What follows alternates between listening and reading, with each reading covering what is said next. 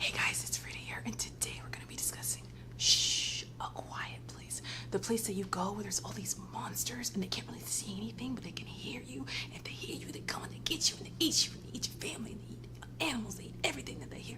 For some reason, you let your kids be loud and go do whatever they want to do, despite the fact that you know that kids are loud, and you just do things that don't make any freaking sense at all. And I know times are hard and it's crazy. You guys, this movie, if I'd have done that right now, I would have got eaten. But I don't live in a quiet place. I'm loud, and I'm loud here on my channel. Stay tuned to hear my thoughts, because you guys gotta check out this crazy, crazy, crazy movie.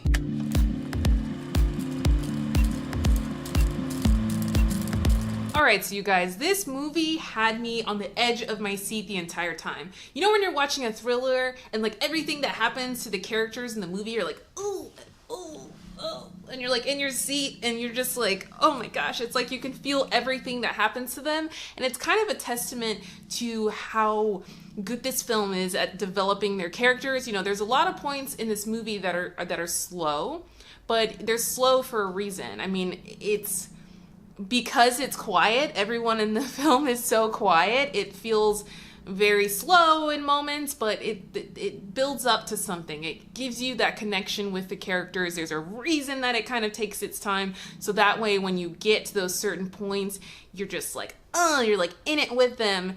And this film, I swear, at the end of this movie, you could kind of feel. I saw this on Thursday night, 7 o'clock, you know, packed house, and you could tell as soon as the credits roll, and it's a really cool ending. As soon as the credits roll, it's like the whole place, like all the air came out of the room. Oh man, you guys, this film is fun. You gotta check it out. So my overall expectations for this film, it's John Krasinski is the director, and you know, he's been in Hollywood for a while. And then of course we've got Emily Blunt, and she is fantastic in all of the movies that she's in. She's an amazing actress. She can do drama, she can do action. She's very versatile, and they're cute because they're married in real life, which is real cute.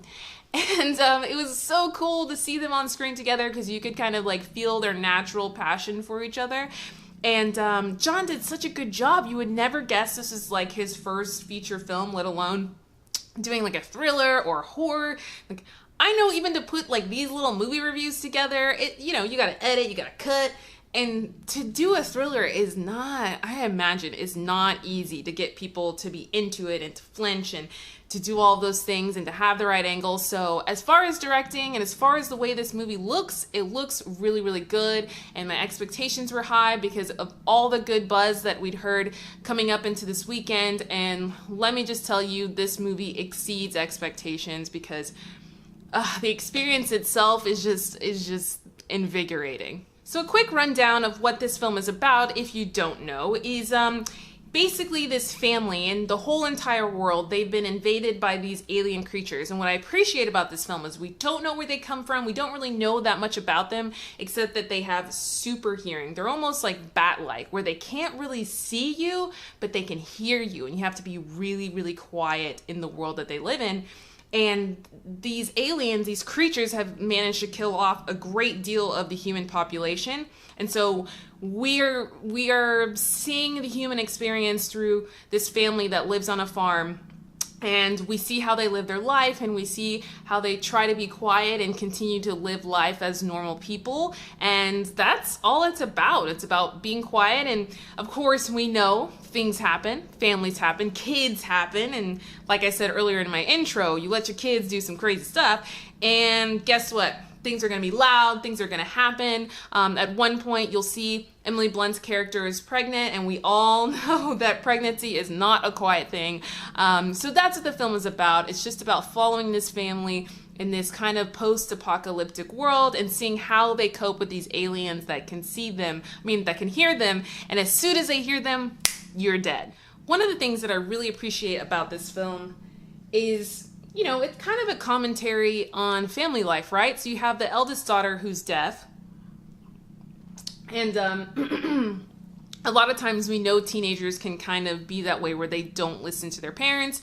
And you have the father, John Krasinski's character, who is the quintessential patriarch. He takes care of the family. He worries about the family. He does everything that he can to take on the burden of being the strong one in the family, right?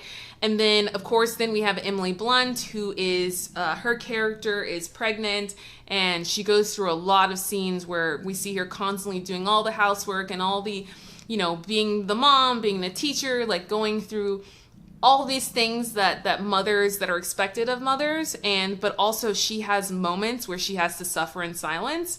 And I think that that's kind of a commentary on maybe what it's like to be a housewife, and sometimes what it's like to be a mom, where you're not really allowed to complain. You have to be that person who is kind of the anchor for the rest of your family. And then, of course, you have the youngest child, who's the son, and he's scared.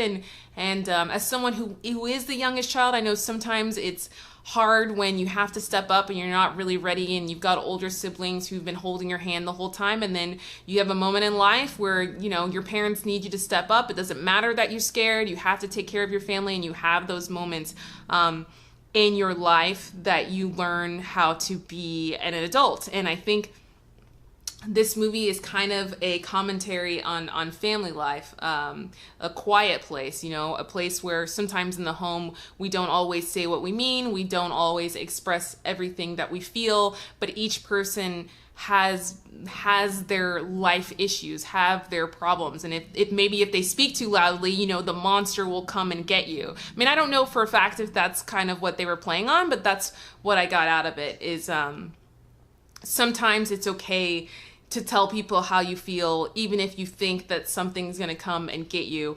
And I really like that. You know, the more I thought about it, the more that I thought that that's what the movie was trying to say, and I thought that was pretty cool.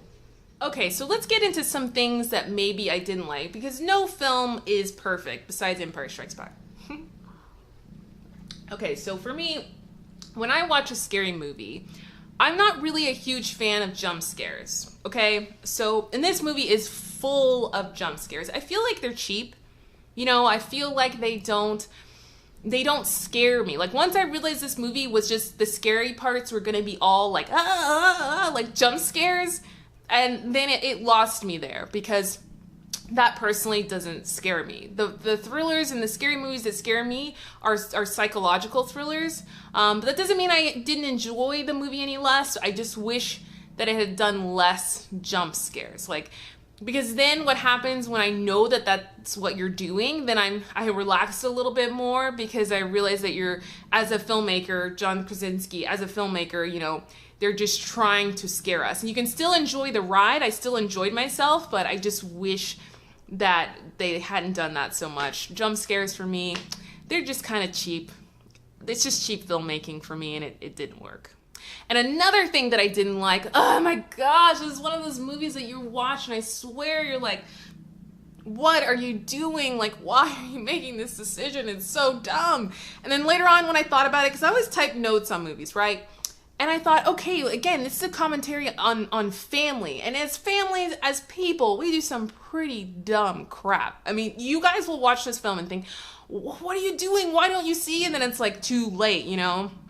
And as an audience member, I was thinking, oh my God, why? Why are you doing this, you know? But I understand. The point is that parents make mistakes, kids make mistakes, and I can kind of let some of the dumb things that they do go, because I think that was the point. Again, it's a commentary on family and the dumb things that families do, but lo, the whole time I was thinking, why are they doing these things that don't make any sense? Because I know they're gonna die, and but again, that's what keeps you on the edge of your seat, because when you watch people make dumb mistakes in scary movies, that's when you get super into it. So overall, do I recommend A Quiet Place? Heck yeah, go see it with your friends, go see it with your family. It's just such a fun, exciting, terrifying experience that you should go see in a movie theater. I think overall I'd give it like 8.5, 8 out of 10. It gets a point deducted for the jump scares, but jump scares may not just work for me, and maybe they work for you.